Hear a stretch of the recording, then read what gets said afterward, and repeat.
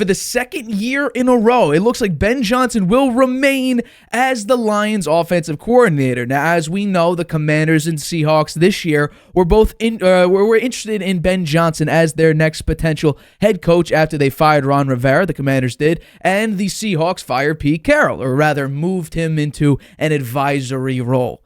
Now, this is the second year in a row. Last season, he actually had three interviews with the Texans, Panthers, and Colts. Now, obviously, we know he decided to go back with the Lions.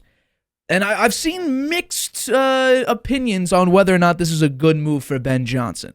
For me, I think it's pretty obvious. It's a fantastic move. Deciding to stay with a team that since Jared Goff has filled into this spot has been great. Now, it's been growing pains early on. You can't get the defense right. The defense is abysmal. Last season, you picked it up in the second half, but you still had one of the worst defenses in the NFL. And then this season, the defense isn't as bad. It's still bad, and your offense is still pretty damn good. So this is a great move compared to the Seahawks, who the defense has been very underwhelming this season, especially with two really good cornerbacks, one of which was a rookie, Devin Witherspoon, who had a pretty good year. Geno Smith did not be the Geno Smith of last season, 70% completion percentage, really not turning the ball over at all and making the playoffs. And then on the other side, we got the Commanders, who need a roster change, I would say, definitely at the quarterback position. I don't think the running backs are all that special. They already gave up their two best pass rushers in Sweat and Chase Young last season, late in the year. I mean, the entire roster needs a little bit of a rebuild, and the quarterback, like I mentioned, you could determine whether or not you want to keep Sam Howell. He started off pretty good. You couldn't get any wins because he kept getting pressured and sacked. He had like 60-plus sacks this season. It was ridiculous. The guy was getting killed out there. You also need, I think, a culture change. I think Mike Vrabel, honestly, and it's shocking how Mike Vrabel has not been, in places like Seattle and in places like, Washington, why he isn't getting more looks and more interviews. Because what we saw with the Titans was Mike Vrabel came in, built up a culture, and people respected him, and that's kind of how he got his reputation, being a player's coach and really being there for his players, building up a culture. So the Commanders need a culture rebuild. And I don't know exactly if Ben Johnson is the guy to build up that culture, rather just bringing his offensive prowess and making a really effective offense. So when it comes to comparing whether or not the Seahawks and the Commanders are a better job than the Lions, what did the Lions do since he got there? Well, he was the tight ends coach, but as soon as he became the offensive coordinator back in 2022, think about it. The total offense was fourth last year and third this past season. And they did something for the first time in 30 years that they haven't done, which is win the NFC North. And for the first time in 32 years, they made it to an NFC Championship game. And for about a half, they looked like they would blow out the 49ers. The second half, I don't love the play calling. I don't love the strategy that they brought there, and we're going to get into it later on in the show. But what this offense has been able to do, and another thing is, you don't have a lot of offensive pieces moving. Josh Reynolds is the only receiver who will be a free agent. You have one of your offensive guards. Also, this was his last year of his contract. So you have a couple, but very, very few offensive pieces that will be on the open market in the offseason. The defense, they have a lot of moving pieces there that Dan Campbell and the GM is going to need to figure out. But offensively, you have a lot of pieces already secured. Jared Goff is heading into the final year of his contract. You still have Amon-Ra St. Brown. Sam Laporta is a rookie. Penei Sewell, I believe he was a rookie last season. You have a lot of pieces that are secured. Left tackle, which is very, very crucial. You have a very versatile tight end. You already have a wide receiver one in Amon-Ra St. Brown. Jamison Williams is also a young receiver who's extremely talented. And if you want, you could sign Josh Reynolds. He's had a couple very, very good moments so far with you. So the offense is set. Dan Campbell and the front office need to figure out the defensive side. But when coaching up Jared Goff, Jared Goff was considered a contractual sort of push-away piece. He wasn't supposed to be a quarterback that comes in and secures that position for the Lions after, historically Matt Stafford tried his very best with a horrible team and a laughable team like the Detroit Lions. The Lions were a laughingstock. And now, what Ben Johnson and this offense has been able to do with the amount of talent and having it all work, especially alongside a head coach who people laughed at him in his opening press conference and laughed at his sort of motivational pieces and his energy and his passion, now this team is actually respected, and it's a top 4 team in the NFL. Compare that to one of the worst defense this season and the Seahawks, who had a bottom 3 defense this year. So becoming the head coach of really a dead franchise like Washington, who needs so many moving pieces, it's going to take several years to fix that. And the Seahawks, who historically they've been okay under Pete Carroll, They had a very, very good defense about a decade ago, and then the Patriots Super Bowl happened. They've never been the same.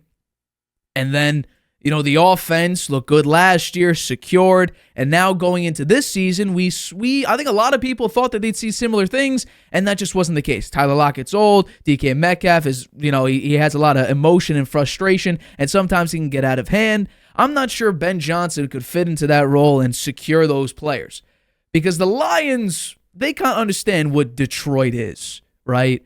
We don't see a lot of top-tier personalities. We don't see, personality like Zay Flowers who gets a taunting call when you're still losing in a playoff game, when your offense has been stagnant all year. You don't get you don't have the DK Metcalf type where, he's on a very, very hot wire, and God forbid you tick him off a little bit, he'll blow up. People understand that this team has had a lot of talent over the years, and they haven't been able to succeed. You had arguably one of the best receivers in the NFL history in Calvin Johnson, Megatron, and you couldn't really do much with him. You had a very good quarterback in Matt Stafford, who you could argue whether or not he's going to be a Hall of Famer, but you couldn't really do much. You had a couple pieces there. Now this team, I think, is much more talented than the totality of a lot of those other prior Lions teams, but the fact that this offense and this team clicked as well as it did, keeping those pieces together, and even Dan Campbell said that, there's a chance that they never make it back to this point again. That's true, because the NFL has a lot of parity in it. Think about it. The Houston Texans, who just had a 3-13-1 season, they won 10 games this year, made it to the playoffs, won a playoff game against the number one defense in the NFL, and for one half looked like they could beat the Baltimore Ravens.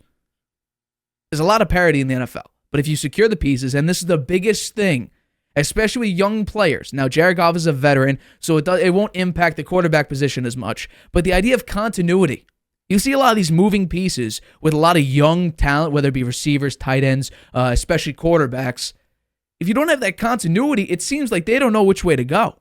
I think one example beautifully that I'm going to bring up later on the show is Mac Jones. 3 offensive coordinators in 3 years, one of which was a defensive coordinator and a special teams coach as his quarterback coach and an offensive play caller. That doesn't work very well. It doesn't work really at all a lot of the time. We saw the Eagles this season.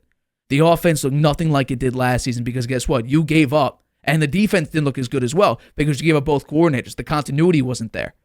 And not only that, about 2/3 of the way through the season, 3/4 of the way through the season, you decided to swap Sean Desai with Matt Patricia as the defensive play caller. The continuity even within the season wasn't there. So I think this is a great move for Ben Johnson. This secures the offensive side, I think, even more. Because if Dan Campbell would need to go out there and try to find an offensive coordinator as like a wide receiver coach for the Buccaneers or one of these other pieces, that I don't think he would replace Ben Johnson as effectively enough, especially because Kellen Moore is now the OC of the Eagles. So the potential best offense coordinator spot, he's on another team. So Ben Johnson coming back, this is big for the Lions. I think it's a smart move for Ben Johnson because guess what? And people are saying, he might not get a head coaching job next year. Why? He's had a top 5 offense the 2 years he's been offensive coordinator for the Lions. Why wouldn't he get another look? To me, it doesn't make any sense. I think he chose the right decision here. The Lions were the best option. It wasn't the Commanders. They need basically a full rebuild of the culture. They got new ownership, which is big. They have a lot of moving pieces here. There's too many for a young head coach to fix. You bring in a veteran coach, maybe he'll do a better job. I think Mike Vrabel is probably the perfect candidate for the Commanders. And then the Seahawks, who have just been underwhelming on both sides, I think you could look at maybe a Dan Quinn to fix that. And he's probably the likely option to be the head coach of the Seahawks this upcoming season. But, good for Ben Johnson. I think it was the smart move to stick with the Lions, stick with what works, and continue that process because the fact that he stayed, I think it just increases your odds to go back to the potential of the NFC Championship game. And I think definitely you have another great shot at winning the NFC North again, which hasn't happened, in an extremely long time, let alone back-to-back playoff appearances, back-to-back NFC Championship appearances. And maybe for the first time in history, you had a phenomenal shot this past weekend, but maybe the first time to make it to a Super Bowl. You have a lot of young pieces that are secured, at least for the next season. Why try to change it? You're in a perfect spot. And if you go out, maybe, just throwing it out there, I don't believe this truthfully myself. You go out there and win a Super Bowl. Yeah, I think a lot of teams. Besides, how about next season?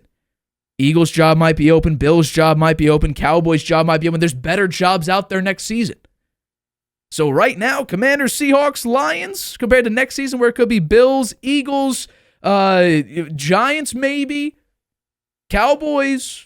There's better jobs next season than there are this season. So I think Ben Johnson, good job. You made the right choice. Stick with the Lions. Lions get to retain their OC.